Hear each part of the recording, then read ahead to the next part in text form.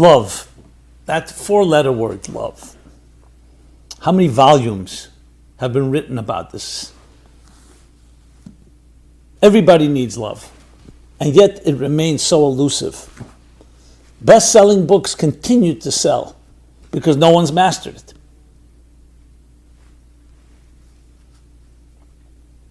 What would the world look like without love? Can a human being survive? A child growing up without any love, what would happen to that child? Unfortunately, we've seen the consequences of that. It lies at the heart and the foundation of everything, of relationships, of security, of confidence, of attachment.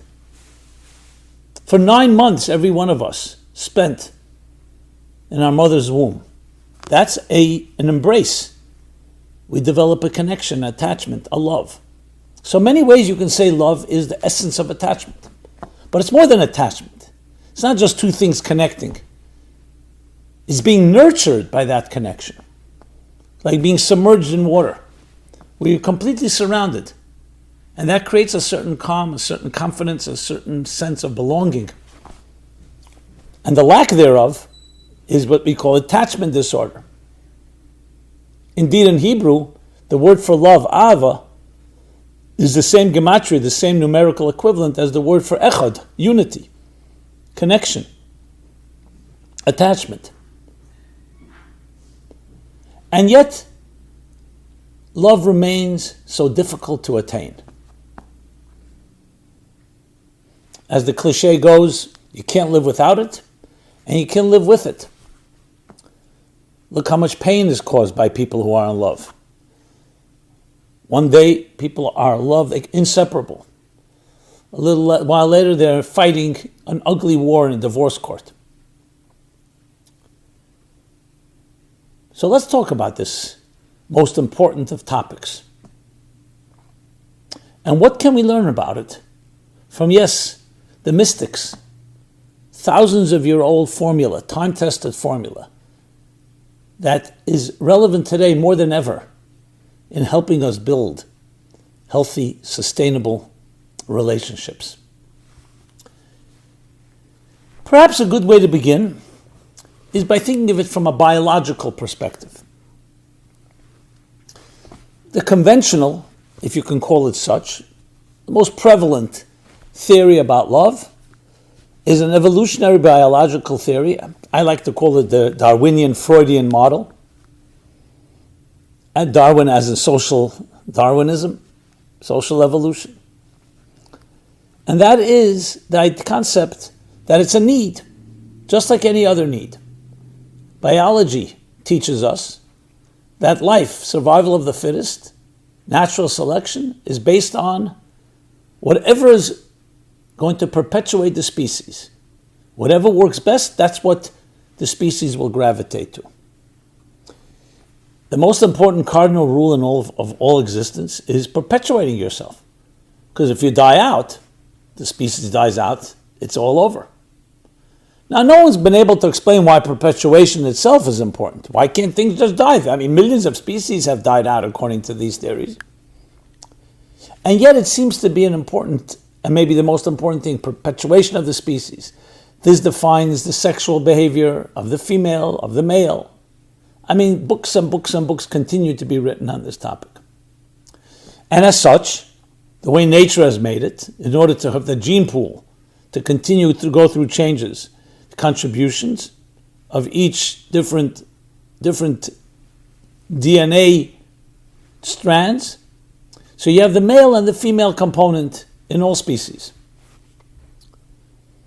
To bring them together, a concept arose, which is called love. Now, in the animal kingdom, do we actually call it love? Do they love each other? As we would call it romantic love in the human world? No one's ever interviewed animals to know. We study their behavior. There's definitely an element of tenderness and care in certain species. In certain species, you don't see that at all. It's completely raw, naked breeding in order to bring the next generation into the world. And you don't find anything that we would call loving. But you do find certain species a lot of love and care for each other and also, of course, for their offspring. Everyone knows the March of the Penguins, how the penguins will march miles and miles, and how they'll sacrifice themselves to bear a child, to watch the egg and protect it till it hatches in the freezing cold, and you see it all, and you see their connection they have with each other, and it reminds us of some of the romantic dreams and aspirations that humans have. But it's not that way with all species. Let's be very straight about that.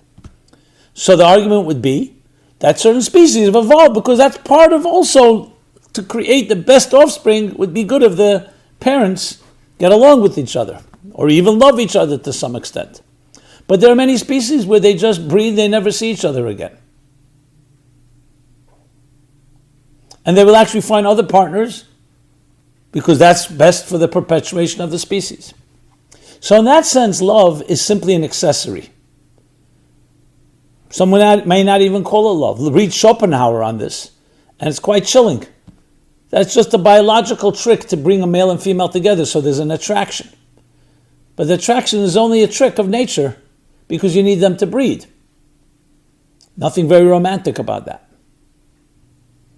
From that perspective, if you drive the point home, then human love, a lot of it, most of it, courtship and romance, is just an illusion. Some would even say a mutation, a mistake. It went too far. The whole point is perpetuating the species, so just get two people together, male and female, whatever works. Why do we need to have all this prelude? And go out on a date, let's go to a bar, let's go to a show, let's go to this, let's go to that. Courtship, dating, warming up to each other. Do the act as animals do it and move on. Seems much more efficient. And yet many human beings will be very disturbed by that prospect.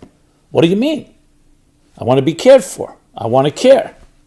I want to be loved. And how many arguments break out around that, where the male just wants to be, we'll call it intimate. If it's really called intimate is another question, which we'll try to address. And therefore, and the male and female says, 1 second, I need you to care for me. I need flowers. I need dinner. I need to feel nurtured. I need to feel a sense of belonging. I need commitment. If you really drive the point home, you can say love is really an illusion. Now, I know most people would be repulsed and disturbed, as I said, by that idea. So what's the counter version? So the way the Bible, the Torah, and specifically the Kabbalah and mysticism teaches is very, very different. The attraction of the genders is not based on breeding. It's not based on a biological need to perpetuate species. It's not based on survival of the fittest or natural selection or whatever it takes to make myself continue, my genes to perpetuate. But rather, it's based on a fundamental concept called connection, unity.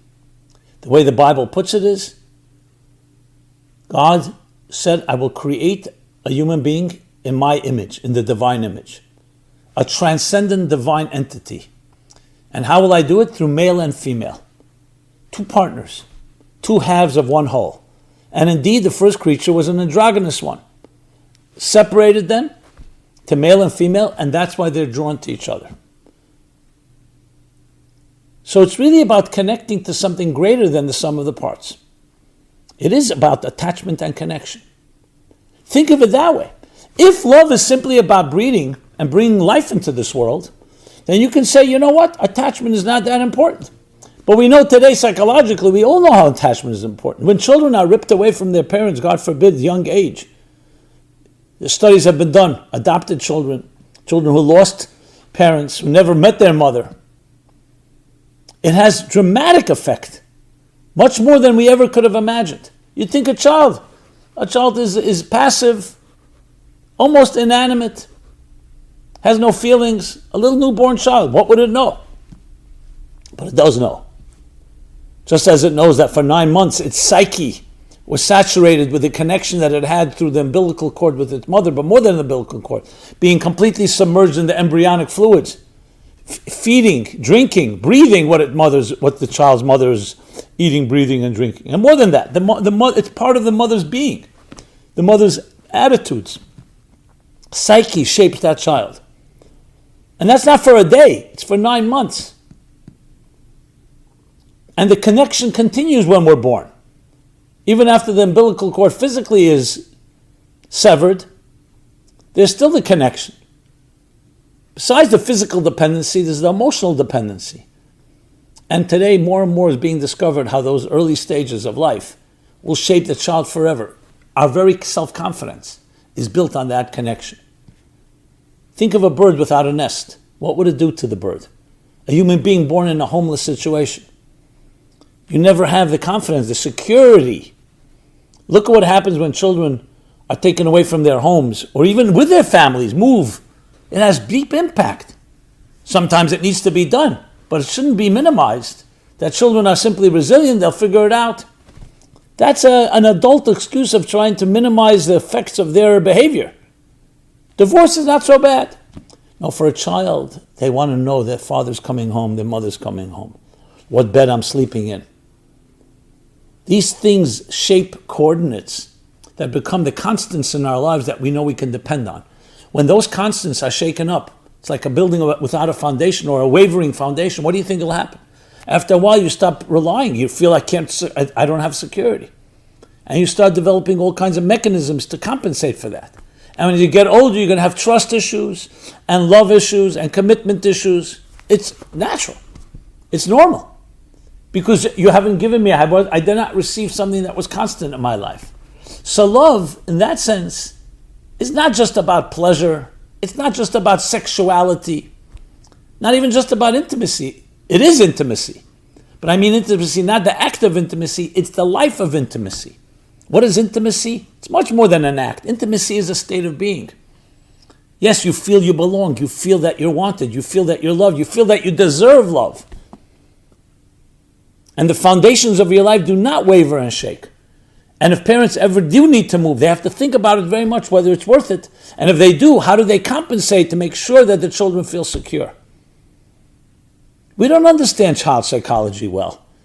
As best as we have observed, and there are experts, no doubt, people who really understand children, but still we're not a child. So it's hard to put ourselves in the shoes of a child, but for a child, you wonder, why would a child not leave a home that's abusive, destructive, dysfunctional? Open the door and leave. Because a child doesn't have a world to go to. Where is it going to? For a child, walking over the threshold of the door of this home, it's like walking over the face of the earth. Out there, a hostile world, I don't know anyone. Or more than that, I don't even know that it exists. So for a child, this whole life is its home. And what happens in the home defines what the child's security will be like. So love, security, attachment, connection, commitment, all really synonymous at the end of the day. Not synonymous in the etymological sense of the word, but synonymous in its concept and its spirit. The second point let's make about love that the Kabbalah, the mystics teach us, that love is fundamentally spiritual, not physical. In the words of the Tanya, that true love is only possible when spirit dominates over matter. When what's primary is the sublime, not the tangible, not the material. Materialism divides, essentially, spirituality unites. I'm sitting in my chair, you're sitting in your chair. For me to give up my space, for me to allow you into my space, I need to give up my space. I share a piece of food with you, I have less food. That's the way it is in the material world of time and space. In spirituality, you and I could be sitting in two separate chairs, but we're connected as one, we care about each other. That transcends time and space. So love really is the transcendence of the material. Love equals transcendence. It's something that we're not taught. Some of us may instinctively know it. Some of us learn it from the process of elimination. Some of us learn it by example. When you see loving parents, what you're seeing is transcendence. They're transcending themselves for the other. This doesn't mean that their needs are not met. It means that love does not begin and end with your needs. It's the soul of love. Two bodies, two corpses, sorry for sounding morbid, can't love each other. Two souls love each other. And then they enter into a vehicle called the bodies, and the attachment continues and manifests also in a physical form.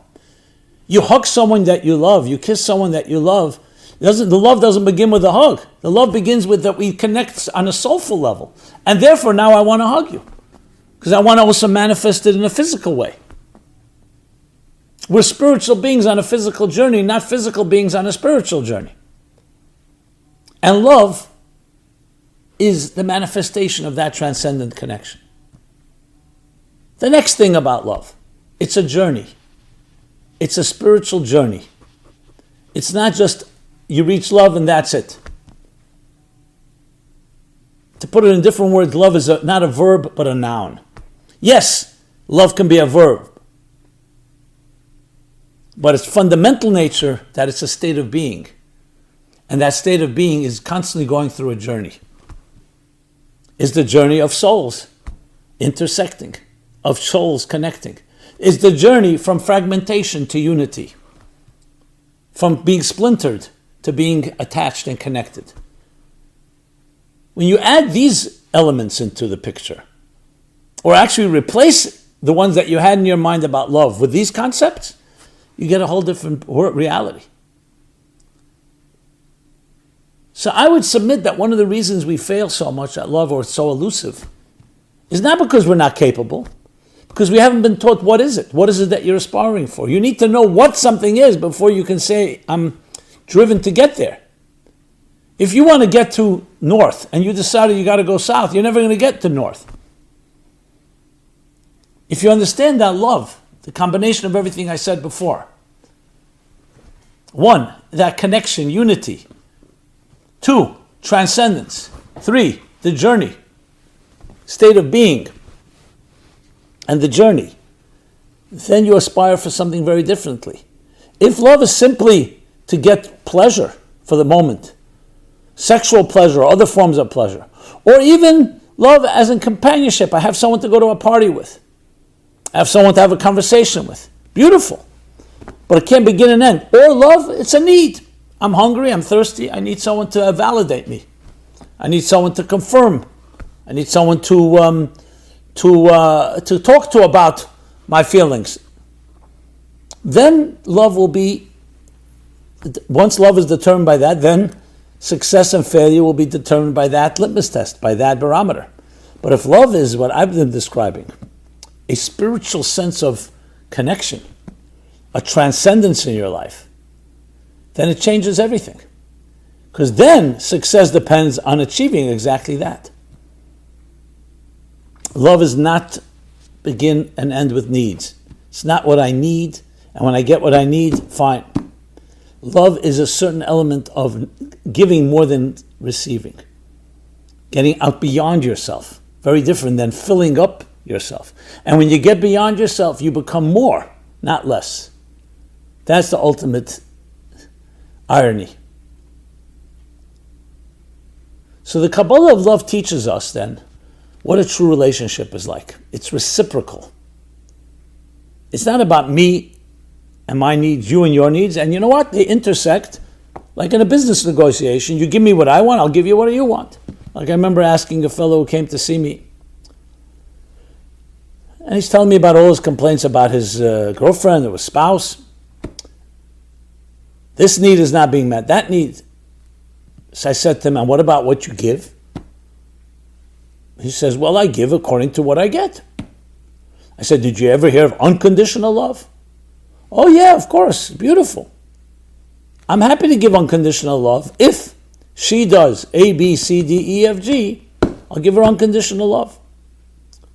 So I said, but that's called conditions that you just described. He didn't even pick up on that. And that's based on a society, again, not at anyone's fault, what we're taught, a very biological, in the words of Richard Dawkins, selfish gene. The selfish gene, the selfish life is looking for fulfillment. And part of that fulfillment is through love. Very different approach is the selfless soul is looking for expression. The selfless soul is looking for transcendence. And transcendence can only be when you get beyond yourself. We're not talking about annihilating yourself. We're not talking about becoming a doormat. We're talking about growing to a place that's greater than yourself, climbing a mountain where something that you couldn't achieve on your own. That's what another person offers. They have a different personality, different interests. You should embrace that. Many people say, I wish I had a spouse just like me. That's called narcissism.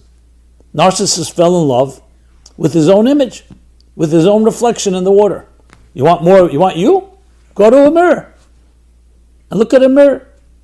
As one great rabbi said, a mirror is simply a glass with silver,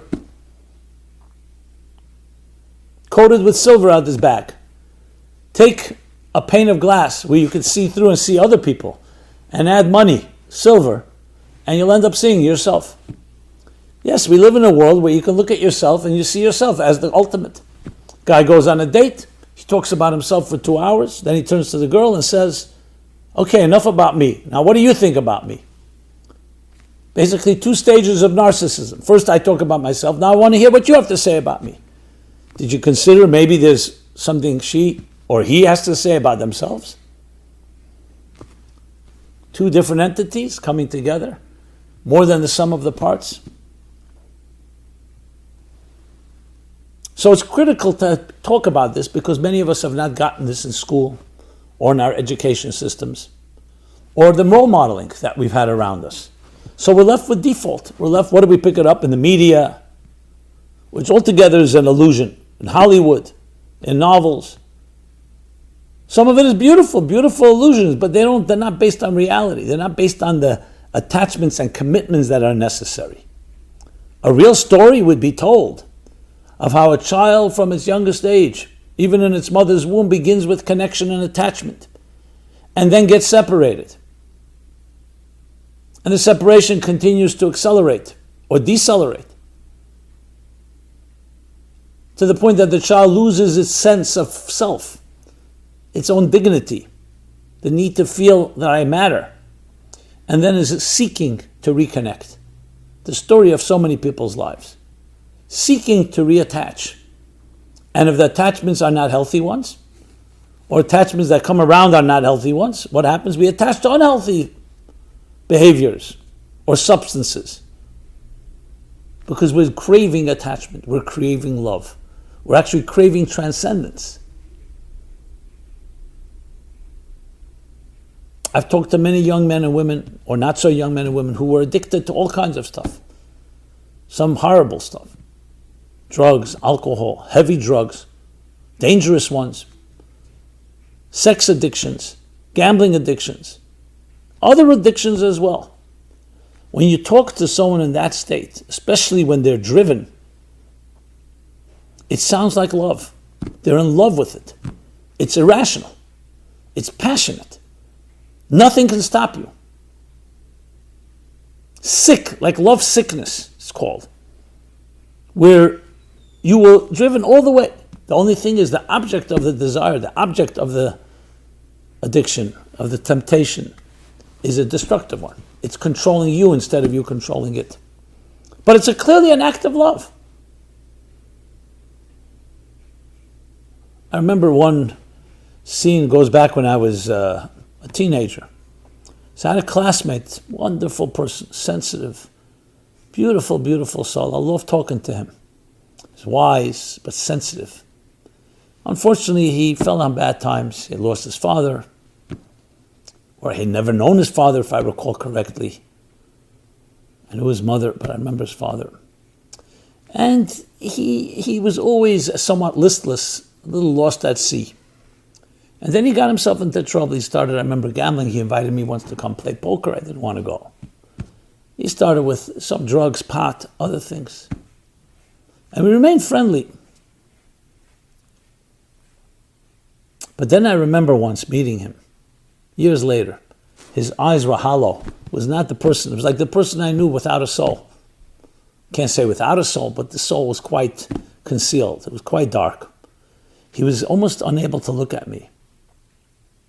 Because we knew each other in much purer times before innocence was lost. I remember I asked him, how are you? He couldn't really talk. Later I found out from someone he was living in a basement somewhere, barely, that he had just taken some, he was a heroin addict.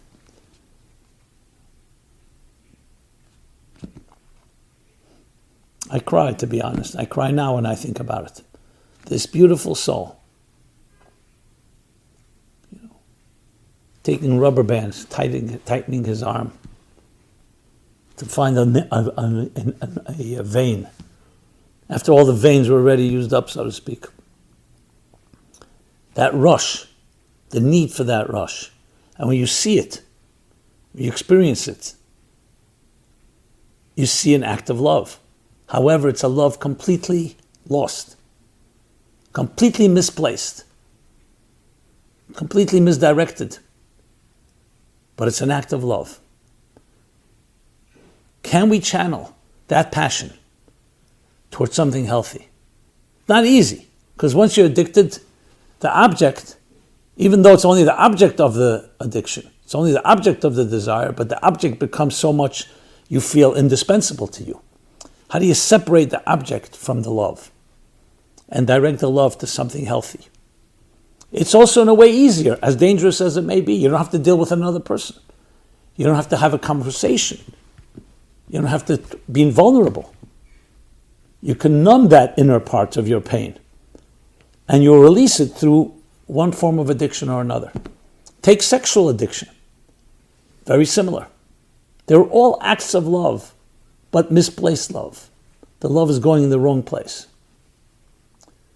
What I would like to say to you, and to each of us, is that you can reclaim the love you deserve. But it takes work, but more than work, it takes awareness. You have to begin with that awareness that it's capable, you're capable of it. It's possible. We are now in a month of love. It's actually called the month of love. This in Hebrew month of Elul, the sign is Virgo, Psula. It's about love. There's an acronym for this month. It's called I am to my beloved to me. Pasturing, grazing among the roses. Think of those words. I am to my beloved and my beloved to me. Two entities. One is not swallowing up, one is not obliterating or annihilating the other. I to my beloved to me. Two forces reciprocating, connecting, and they graze among the roses. Roses grow among thorns as well. But the thorns are there to protect the roses. And the love, interestingly, needs to be initiated. I am to my beloved. I don't wait for my beloved to me. It's not conditional. Oh, if you reach out to me, you show a gesture, I'll respond. Initiate. Think of what you're looking for in your life and find someone that can respond.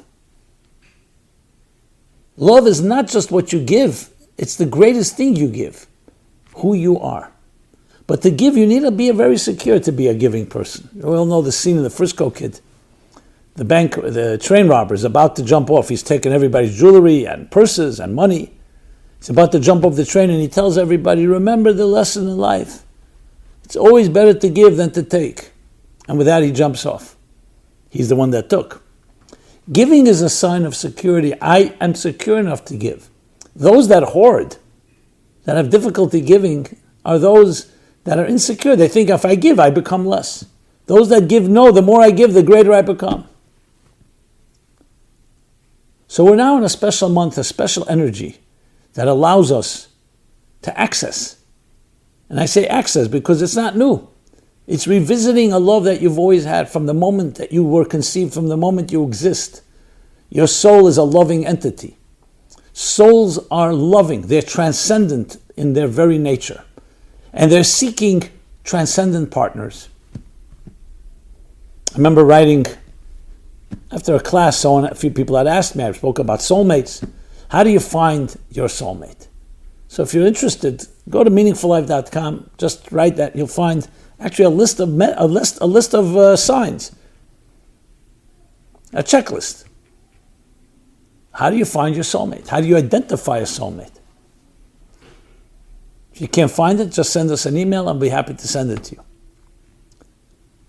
So my dear and loving friends, love is as part and parcel of who you are, just like your lungs that breathe, and your arteries and veins that pump, the heart that pumps blood through your arteries and veins. And as any other part of your being, your mind is part of who you are. And it's the greatest part, more than oxygen, more than food and drink, more than sleep. As much as the body needs that, your soul is desperate for love, for connection, for transcendence, for soulfulness. Soul is compared to a flame. Look at a flame. Two flames come together. They melt into one. Material objects don't do that.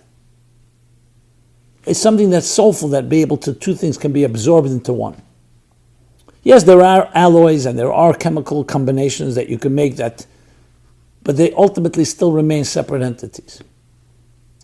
Your soul is compared to a flame, and love is a flaming, fiery love, passionate love. There's also a watery love, but that's not for now. The point, my friends, is that we have this as our birthright, and now is a great time to work on it. If you're familiar with my book, 60 Days, it's a journey, the love journey. Love found, love lost, and love refound and rebuilt.